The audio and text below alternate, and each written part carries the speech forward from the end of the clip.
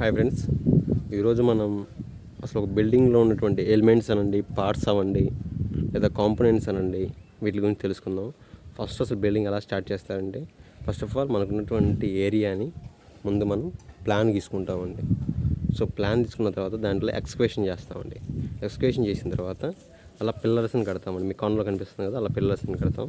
అలా సైడ్న బేస్మెంట్ వరకు కడతామండి. కట్టిన తర్వాత ఇలా సాయిల్ని ఫిల్ చేస్తామండి బేస్మెంట్లో. సో ఫిల్ చేసిన తర్వాత ఇంక మనం కన్స్ట్రక్షన్ స్టార్ట్ చేస్తామండి. ఇలాగా సో ఇలా కట్ చేస్తాం. మీరు ఈ కార్నర్లో చూస్తున్నారు కదండి, దీన్ని కాలం అంటారు. సో వర్టికల్గా ఉండే వాటిని కాలమ్స్ అంటారు. అలాగే మీరు దీని కింద చూడొచ్చు, దాన్ని బీమ్ అంటారండి. బాటమ్ ఉన్న దాన్ని బీమ్ అంటారు. సో హారిజాంటల్గా ఉన్న దాన్ని బీమ్ అని అంటారు, వర్టికల్గా ఉన్న దాన్ని కాలం అని అంటారండి. సో దిస్ ఈజ్ ద మీరు చూడొచ్చండి. ఇప్పుడు ఇది డోర్ ఉంది కదా, ఈ డోర్ కింద మన డోర్ పైన ఉన్నటువంటి ఇది ఫ్లోర్ లెవెల్ అండి. దిస్ ఈజ్ ఫ్లోర్ లెవెల్, ఓకేనండి, ఫ్లోర్ లెవెల్. నెక్స్ట్ మీరు చూడొచ్చు, ఇక్కడ పైన ఇప్పుడే కన్స్ట్రక్షన్ చేస్తున్నారు. ప్లింత్ బీమ్ అని ఉంటారండి మీరు. So this is called plinth beam. Plinth beam అంటారండి. ప్లింత్ బీమ్ అంటే డోర్ పైన వచ్చేదండి. సో డోర్ పైన వచ్చేది మనకి తెలుగులో చెప్పాలంటే సన్ సైడ్ అంటారండి. మనకి విండోస్కి సన్ సైడ్ ఉంటుంది అంటారు. సో ఇక్కడ కూడా ఉందండి. సో దీన్ని ప్లింత్ బీమ్ అంటారు. So plinth beam. సో ఇది హాల్ అండి. ఇది ఒక hall. What is the purpose of hall? Hall అనేది ఎవరైనా గెస్టులు వస్తే కూర్చుంటానికి, ఉండటానికి, అందరు కలిసి భోజనం చేయడానికి, అందరూ ఉండటానికి అండి ఇది. అంటే ఇది కిచెన్ అండి. కిచెన్ అంటే మనం వంట చేసుకుంటానికి, దానికి పర్పస్కి అండి. So this is Windows. అదొక విండోస్ అండి. అండ్ ఇది బెడ్రూమ్ అండి. ఇది బెడ్రూమ్. సో బెడ్రూమ్లో కూడా ఒక ప్లింత్ బీమ్ ఉందండి, చూడొచ్చు మీరు. సో ఎక్కడైనా డోర్ పైన, విండో పైన వచ్చే బీమ్స్ని వీటిని ప్లింత్ బీమ్ అంటారండి. ఇవి ప్లింత్ బీమ్స్. ఇంకా స్లాబ్ అనేది క్యాష్ చేయలేదండి, మీరు చూడవచ్చు.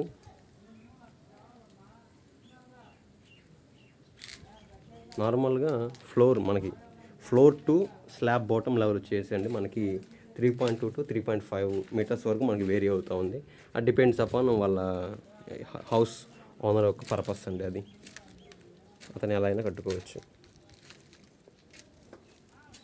ఇది ఒక బెడ్రూమ్ అండి. ఇది చిన్న బెడ్రూమ్. ఇది కిడ్స్ కోసం, చిన్నపిల్లల కోసం అండి. ఇది మీరు చూడొచ్చు.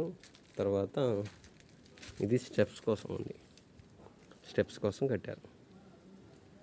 సో మీరు ఒక ఇల్లు కట్టాలంటే ఎస్టిమేషన్ వేయచ్చు మీరు నార్మల్గా. అసలు ఎంత అవుతుంది ఏంటి అని కట్టాలనుకున్న వాళ్ళ కోసం అండి. సో ఫస్ట్ ఆఫ్ ఆల్ ఇప్పుడు మనకి మార్కెట్లో వచ్చేసి ఇటురాయి అనేది 12 నుంచి 14 రూపాయలు ఉందండి, ఒక్కొక్క ఇటురాయి అనేది. అలాగే సిమెంట్ బ్యాగ్ వచ్చి కొన్ని ఏరియాస్లో 320, 330, 300 అలా డిఫరెంట్గా ఉందండి. డిఫరెంట్ సిమెంట్స్ని బట్టి ఉందండి. అలాగే ఒక మేస్త్రికి వచ్చేసండి ఇప్పుడు 900 ఇస్తున్నారండి. 800 నుంచి 900 ఇస్తున్నారు. అదేవిధంగా ఒక కూలి అతనికి 600 నుంచి 700 ఇస్తున్నారండి. సో దీన్ని బట్టి మీరు ఎస్టిమేషన్ వేయొచ్చండి. ఈ బిల్డింగ్ ఇప్పుడు నేను చూపిస్తున్న బిల్డింగ్ కట్టడానికండి సుమారుగా 6 నుంచి 7 లక్షలు అవుతున్నాయండి. సో 6 నుంచి 7 లక్షలు అవుతున్నాయండి. ఇది సెంటున్నరలో అండి కట్టేది. ఒక సెంటున్నరలోనే 6 లక్షల నుంచి 7 లక్షలు అవుతున్నాయంటే అంటే ఇంత పెరుగుతానికి కారణం అండి కేవలం కూడా ఇప్పుడున్న రేట్స్ వల్లేనండి. పాత రోజుల్లో మనకి 6 లక్షల నుంచి 7 లక్షలు అంటే అండి మినిమం 3 నుంచి 4 సెంట్లలో మనం ఒక పెద్ద ఇల్లే కట్టేయచ్చండి. అర్థమవుతుందండి. సో ఇప్పుడు మనం స్లాబ్ వేసేసిన తర్వాత నెక్స్ట్ ప్రాసెస్ ఏంటంటే, స్లాబ్ అయిపోయింది. స్లాబ్ థిక్నెస్ ఎంత ఉంటుందండి? స్లాబ్ థిక్నెస్ మనకు వచ్చేసి 100 mm ఉంటుందండి. 100 mm స్లాబ్ థిక్నెస్ ఉండాలండి. అది మనకి స్టాండర్డ్ అండి.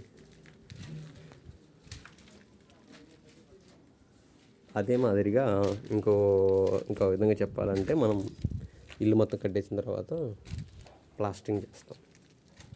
సో ప్లాస్టింగ్ వచ్చేసి థిక్నెస్ ఎంత ఉండాలి? ప్లాస్టింగ్ థిక్నెస్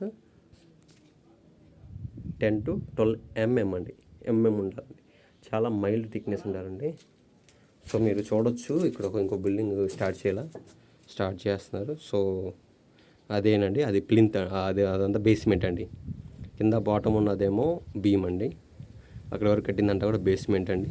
సో మీకు స్టీల్ కనిపిస్తుంది కదండి, అవి అంతా కూడా కాలమ్స్ అండి. మినిమం ఆర్డినరీ బిల్డింగ్స్లో యూజ్ చేసే స్టీల్ వచ్చేసి 12 mm అండి. 12 mm అనేది మనం యూజ్ చేస్తామండి.